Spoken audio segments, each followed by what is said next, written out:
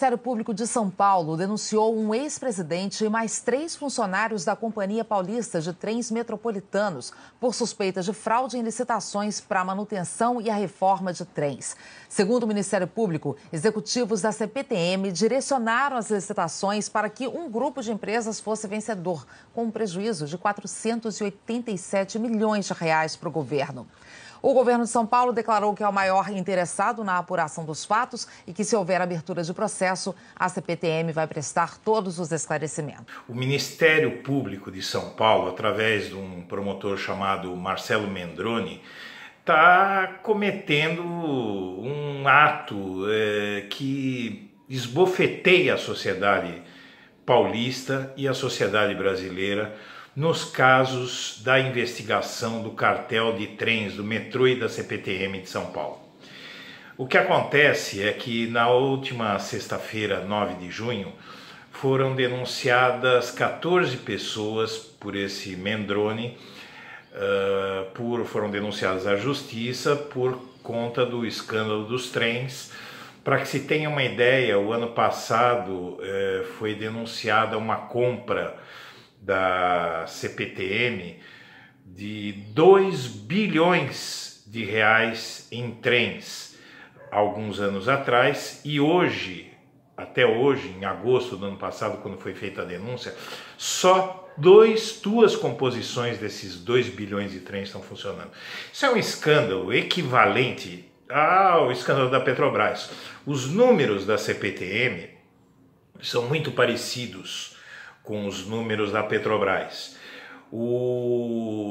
Esse promotor, ele denuncia só funcionários da companhia e esquece as compras estranhas como essa do metrô de São Paulo e da CPTM de São Paulo, que compraram 2 bilhões de reais de trens e estão todos encostados esses trens até hoje. Evidentemente que foi uma compra fraudulenta, foi uma compra com segundas intenções, tem também superfaturamento, tem todos os componentes que tem na Petrobras, tem no caso da CPTM.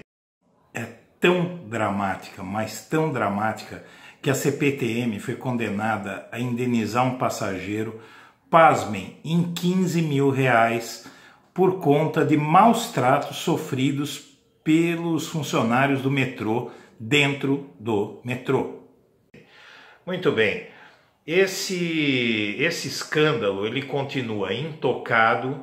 O Ministério Público de São Paulo não toma atitude nenhuma, apesar de que nas delações da Odebrecht foram acusados os ex-governadores José Serra e Geraldo Alckmin, pelos delatores da Odebrecht, de terem recebido propina para facilitar negócios aonde?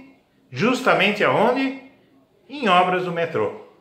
Lógico que tem também denúncia de que eles fizeram maracutaia no Rodoanel, fizeram maracutaia na Sabesp, mas tem denúncia do metrô, tem denúncia da CPTM, tem denúncia da Odebrecht contra Alckmin e contra Serra, que diz que eles receberam propina porque facilitaram negócios nas áreas dos trens. Agora, o Ministério Público de São Paulo faz essa absurda denúncia só contra funcionários. Há anos que isso se arrasta e o governo do estado diz que é vítima. É como se o PT, a Dilma Rousseff, todos os que estão envolvidos no escândalo da Petrobras, dissessem assim: olha, nós não temos responsabilidade nenhuma, nós somos vítimas desses bandidos que se incrustaram dentro da Petrobras. Agora, quando tem bandido dentro do metrô e da CPTM, o Ministério Público não vê nada, a imprensa não vê nada, porque ela se limita às matérias que saíram na imprensa de sexta-feira para cá, muito timidamente, falando de um caso escandaloso que envolve bilhões e bilhões de reais.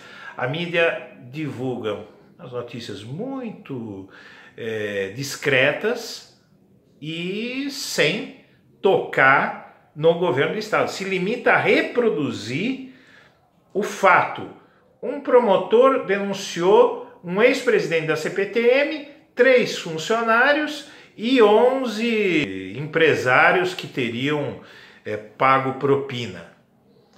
Isso é o fim da picada, né? É o fim da picada. Então a gente tem um escândalo dessa proporção, provavelmente em valores muito parecido com o escândalo da Petrobras, né? E nesse caso, autoridade nenhuma tem responsabilidade nenhuma, apesar de essas autoridades estarem sob suspeição. Onde está o Ministério Público de São Paulo, que há tantos anos vê esse caso ser investigado, poupando, ignorando, abafando qualquer responsabilidade dos políticos? É assim que eu vou confiar na Lava Jato?